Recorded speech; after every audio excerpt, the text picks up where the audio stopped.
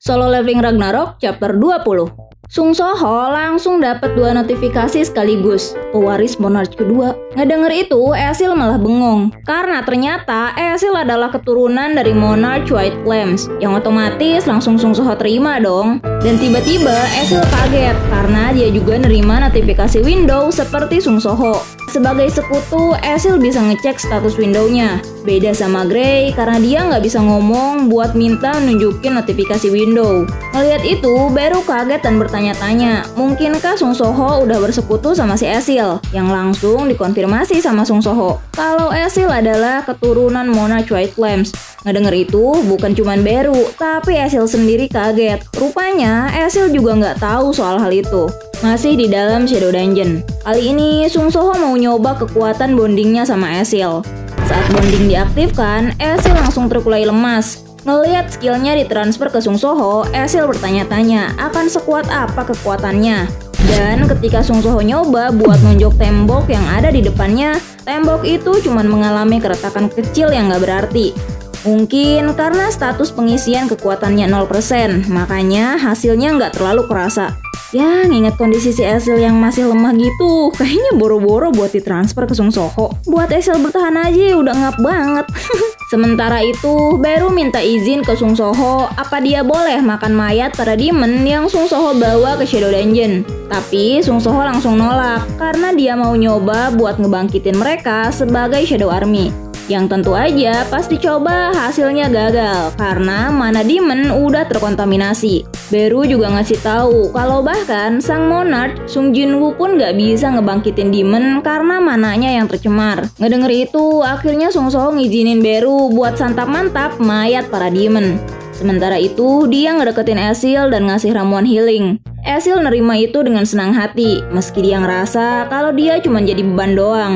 Tapi Sung Soho nggak mempermasalahkan itu dan juga nyuruh Esil buat tinggal aja di dalam Shadow Dungeon. Saat tiba-tiba aja Beru bereaksi pas lagi ngunyah mayat para demon. Rupanya salah satu dari mereka mengandung ingatan tentang apostel para Itarim.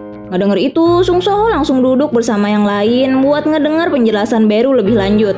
Beru juga ngejelasin kalau saat ini Stardust sudah nyebar ke dunia manusia dan Mistburn adalah makhluk buas outer space. Dan mereka terhubung dengan Hyena Guild di Guanakan Field. Trio Demon itu nerima Mistburn dari Hyena Guild buat nginfeksi masyarakat buat nantinya dijadiin bahan Stardust. Selain tempat itu, Stardust juga diproduksi di banyak tempat dan disebut sebagai Stardust Factory.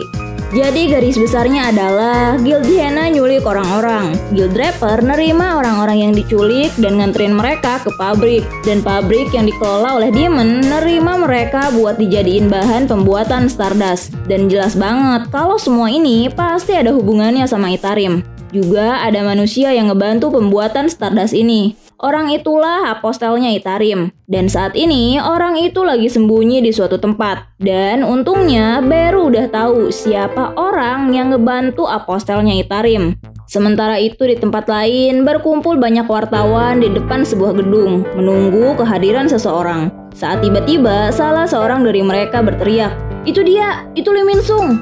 Dan muncullah Lee Min Sung didampingi para bodyguardnya. Mereka bertanya bagaimana hasil kelanjutan dari investigasi Guild Hyena. Yang dijawab, tentu aja investigasinya dihentikan karena nggak ada bukti kuat. Yang lain juga bertanya, apa benar Guild Draper nggak tahu tentang Guild Hyena yang mereka dukung itu ternyata menculik warga sipil. Juga tentang banyaknya hunter yang mati di stasiun Seoul yang berada dalam pengawasan Guild Draper. Ngedenger itu, Lee Min Sung ngejawab dengan ekspresi sedih kalau Guild Draper mereka setelah Cataclysm 2 tahun lalu cuman pengen bikin dunia jadi lebih baik. Dan Guild Draper ngebantu Guild Hyena buat ngumpulin hunter rank D supaya mereka juga bisa ngebantu dan berkontribusi.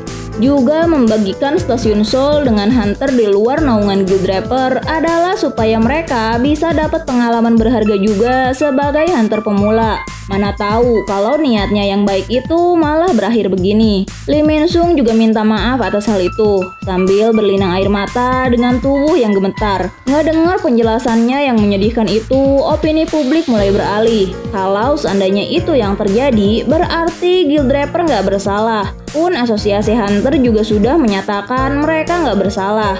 Ngeliat kalau opini publik udah berganti dari benci ke simpati, Lee Min Sung cuman senyum puas. Acting kayak gitu bukan hal sulit buat dia yang dulunya adalah seorang aktor kawakan Asia. Untungnya saat ini asosiasi Hunter belum tahu kalau dia adalah dalang di balik penyebaran Stardust. Dari sisi lain, Sung So Ho memantau Lee Min Sung.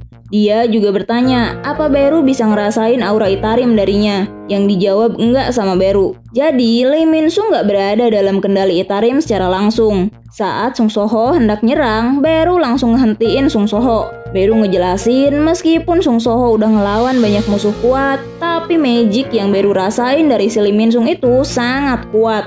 Saat tiba-tiba Lee Min Sung ngeliat ke arah di mana Sung So Ho sembunyi, tapi untungnya nggak ketahuan.